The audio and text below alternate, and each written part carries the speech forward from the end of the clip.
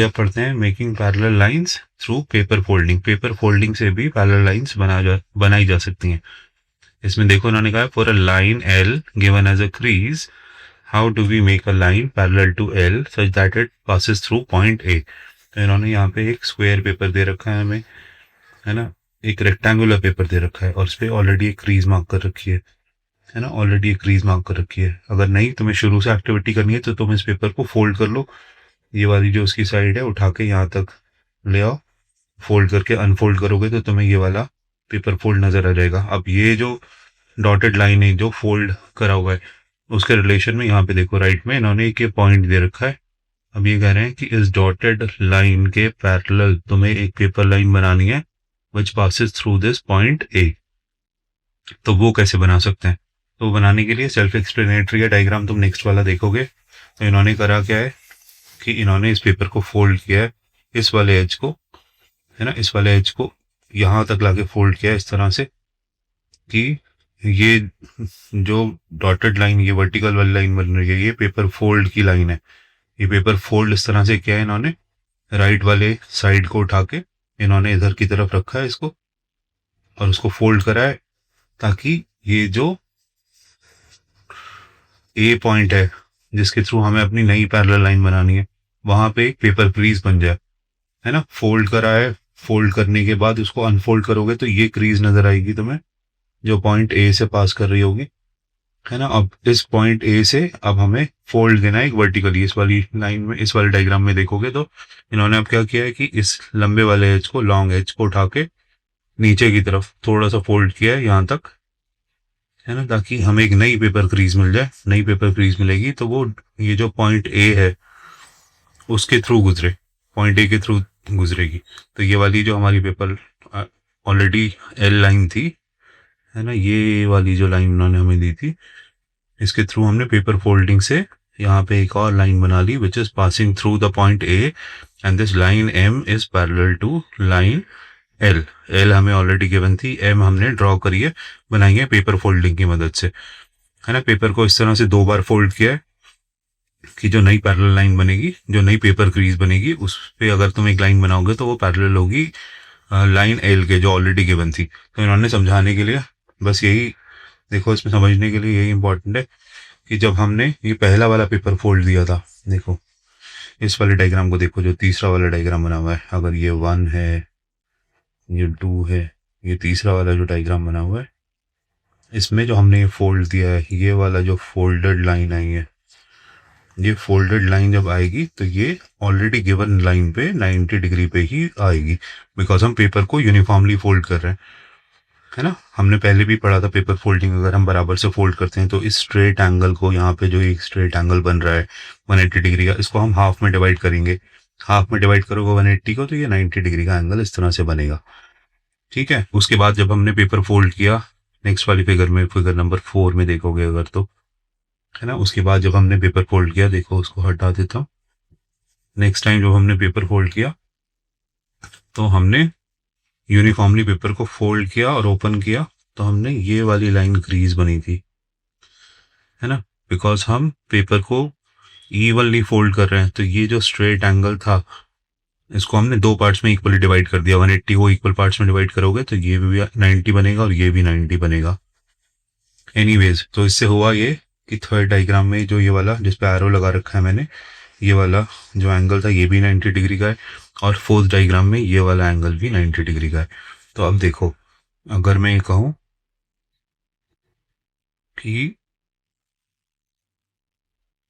ये line L और line M 2 lines हैं जिसके थ्रू ये वाली जो लाइन हमने बनाई है वर्टिकल लाइन, ये ट्रांसवर्सल है इनकी, ये इनके ट्रांसवर्सल है।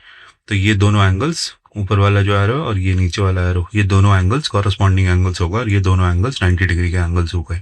अगर कॉरस्पॉन्डिंग एंगल्स इक्वल होंगे तो दोनों लाइंस क्या होती हैं? पैरेलल। तो इस तरह से हम पैरेलल लाइंस बना सकते हैं पेपर फोल्डिंग से।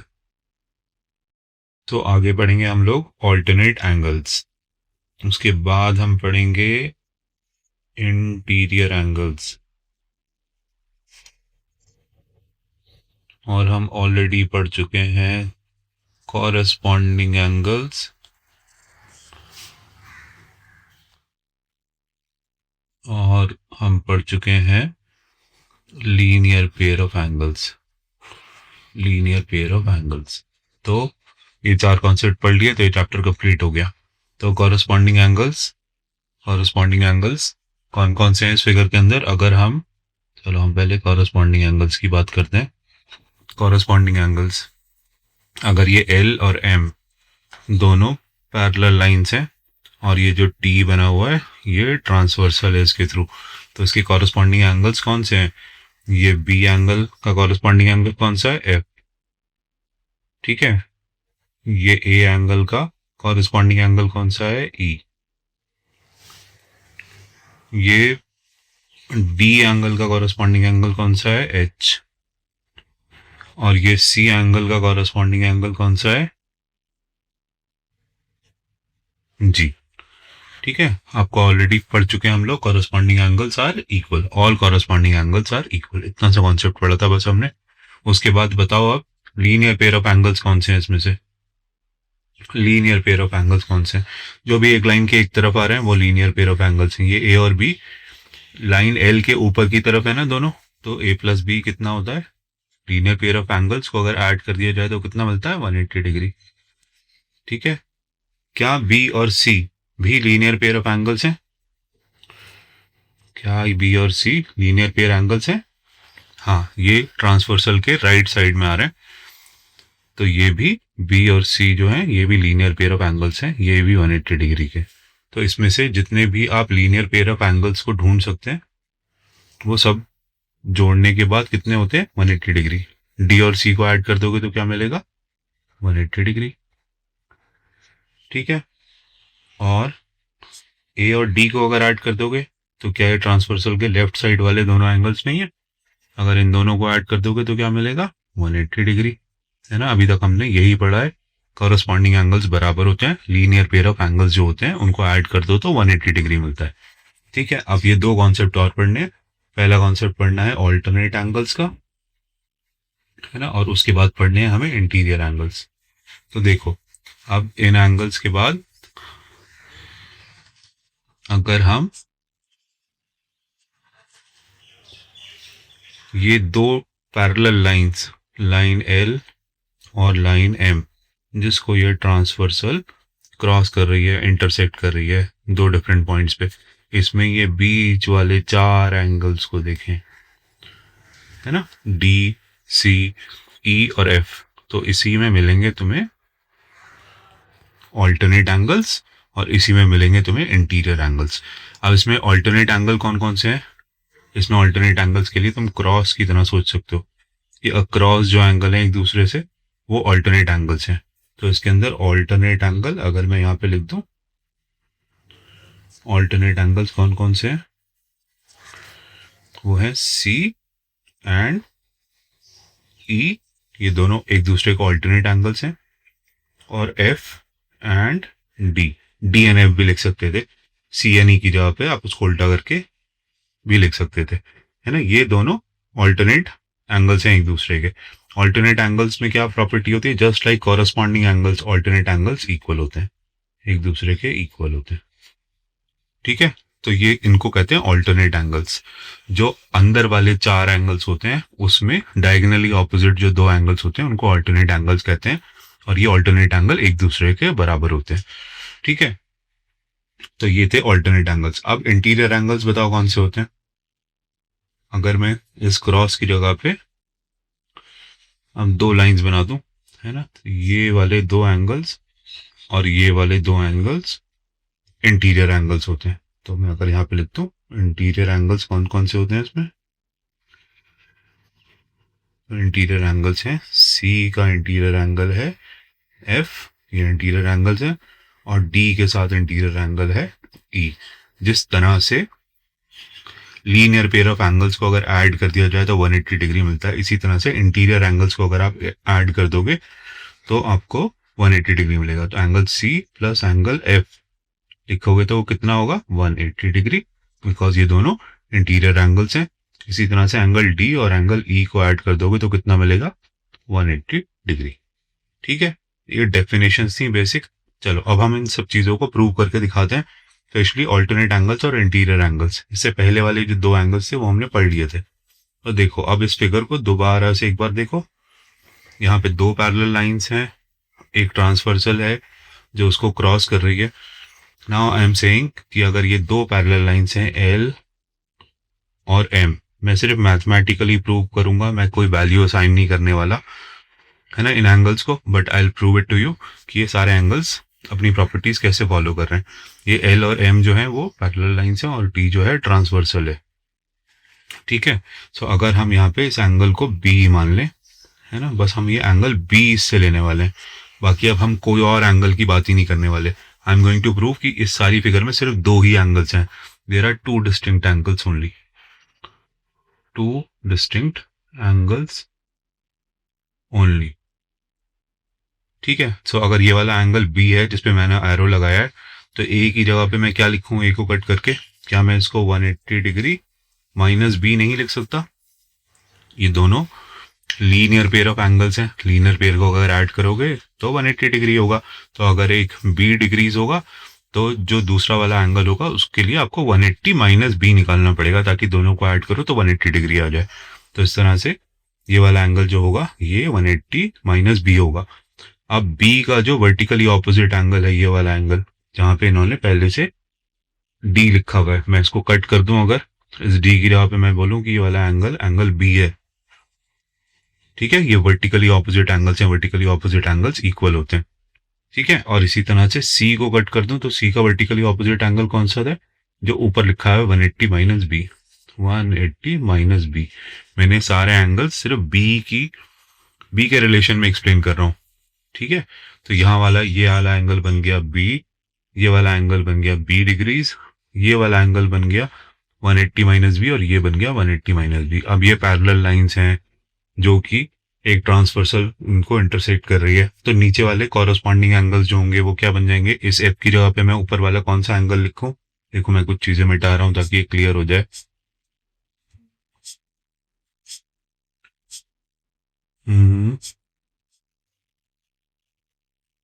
हाँ अब देखो इस वाले एंगल का कॉरस्पॉन्डिंग एंगल कौन सा है, बी एंगल, ठीक है।